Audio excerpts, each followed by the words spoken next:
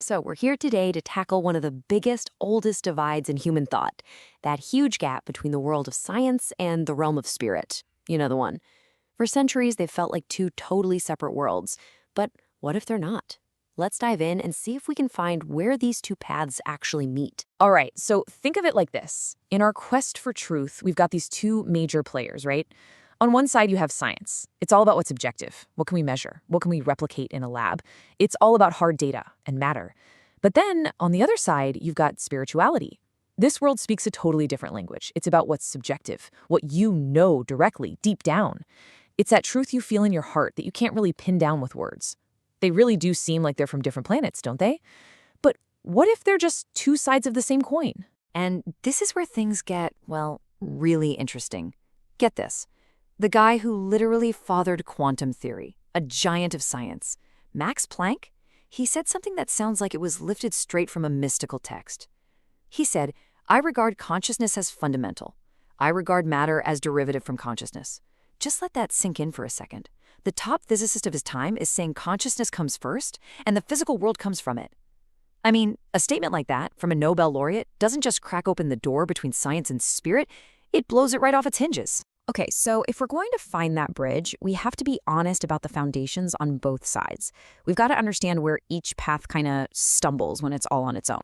So we're about to take a hard, critical look at the limitations. You could call it the shadow side of both science and spirituality.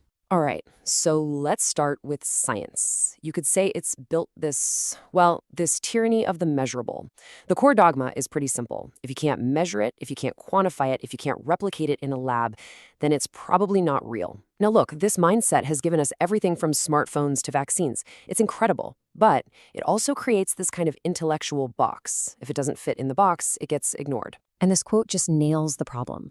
Werner Heisenberg, another one of the quantum pioneers, he saw this so clearly. Science likes to think of itself as purely objective, right? Just a clean window looking out at reality. But Heisenberg says, what we observe is not nature itself, but nature exposed to our method of questioning. In other words, the way we look at something actually changes what we see. You, the observer, can't be separated from the thing you're observing. And the craziest part? This isn't a mystical teaching. This is a finding from science itself. And the implications are just massive. And this just goes to show science is a very human thing. It's not this perfectly pure system. It can be driven by these same old ego and power structures we see everywhere else. I mean, check out this number, 40%. Over 40% of all Nobel Prize winners are from just 10 elite universities. Now, what does that tell you? It suggests that the so-called pure pursuit of truth can get tangled up with things like prestige, who's got the funding, and who gets invited to the party. It seems the who you are can sometimes matter just as much as what you've discovered. Okay, so science has its shadows. Fair enough. But let's not pretend spirituality is perfect. It has its own dark side for sure. And in our modern world, it can often feel less like a sacred path and more like, well, a supermarket. You can just walk down the aisles of this supermarket of the soul, where enlightenment is a product you can buy, and peace of mind comes in a neat little package. There's actually a name for this. It's called spiritual materialism. And it's a real trap. It's when the ego, the very part of you that true spirituality is supposed to help you see beyond, hijacks the whole process. Instead of dissolving the self, the goal becomes decorating the self. It's about collecting spiritual experiences like they're trophies on a shelf, all to build up a bigger, better, more enlightened ego. And this leads to a really tough question, a provocative one. Has spirituality become the new opiate of the masses? Think about it. When it's sold as a product, it often comes with this message of, just accept everything, it's all perfect. And while there's wisdom in acceptance, it can also just make you complacent. It can numb you to the real problems in the world, turning you from a genuine seeker into a passive consumer. It's like being in a prison cell, and instead of looking for the key, you just spend all your time redecorating. All right, so we've seen the limitations on both sides. But here's where the story takes an absolutely fascinating turn. Because it's at the very edge, the deepest, weirdest frontiers of science itself, that the wall between these two worlds just starts to dissolve. This is where we find the surprising quantum bridge. I mean, quantum physics has uncovered a reality that sounds less like a textbook and more like something out of an ancient spiritual text. You've got the observer effect, which basically says that the act of observing something changes it. Consciousness itself seems to play a role in shaping reality. Then you've got entanglement, what Einstein famously called spooky action at a distance, where two particles can be connected instantly, no matter how far apart they are. And then there's the whole it from bit idea, which suggests the universe, at its most fundamental level, isn't made of matter, it's made of information. Wild, right? And this circles us right back to our guy, Max Planck. He looked at all this and he said, we must assume behind this force the existence of a conscious and intelligent mind. This mind is the matrix of all matter. And remember, this wasn't some philosophical daydream he was having. This was his conclusion after a lifetime of doing the math, of doing the most rigorous science imaginable. This idea didn't come from a guru on a mountaintop. It came from the man who founded quantum theory. So where does all this leave us? We've got the limits of both science and spirituality, but we also have this incredible bridge appearing from the heart of physics itself. So what now? What would a new way of thinking even look like? Well, there's an emerging idea, an attempt to bring all this together. It's called Spirituosophy, a totally new way of seeing. So what is it? Well, think of it as a revolutionary way to stop seeing knowledge in little separate boxes. It's a framework designed to weave together all these fragmented pieces.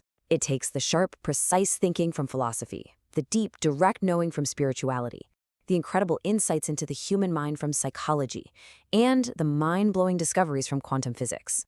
And it braids them all together into one unified way of exploring what it means to exist. And look, this isn't just some vague, nice-sounding idea. It has an actual method behind it. For example, one of its principles is epistemological breadth. That's a fancy term that just means we need to accept there are many valid ways of knowing things. Scientific data is one way, for sure, but so is your own direct subjective experience. Another key part is recursive self-investigation. This is the radical idea that you, the person asking the questions, are always part of the equation. You're not a detached observer looking at reality from the outside, you're inside it. You're part of the experiment. And all of this, it leads us to the ultimate resolution, the real heart of the matter. The future isn't about choosing sides. It's not science or spirit. It's about realizing there's a deeper reality that holds both of them. And that deeper reality, that bridge we've been looking for, is consciousness itself. This right here is the key insight that could dissolve the whole conflict. That fundamental feeling of separation we all have, me in here and the world out there. What if that's just an illusion? What if the observer and the observed, the seeker and what is being sought, are not two separate things at all? What if they are just different faces of one single, indivisible wholeness? And if that's true, well, it reframes everything. From this point of view, a scientific laboratory and a meditation cushion become the same kind of place. They're both sacred spaces. In one, the universe is investigating its own nature by looking outward. In the other, the universe is investigating its own nature by looking inward. They're just two different methods for one single cosmic intelligence to get to know itself. So we want to leave you with one final question to really chew on. For centuries, humanity has been searching out there, right? Looking through telescopes to the stars, looking through microscopes into the atom, always searching for the next big discovery. But what if the greatest discovery of all isn't out there? What if it's right here? What if the ultimate breakthrough is simply recognizing the true nature of the conscious awareness that is looking through your eyes and listening with your ears, right? This very second. Thanks for joining us for this explainer.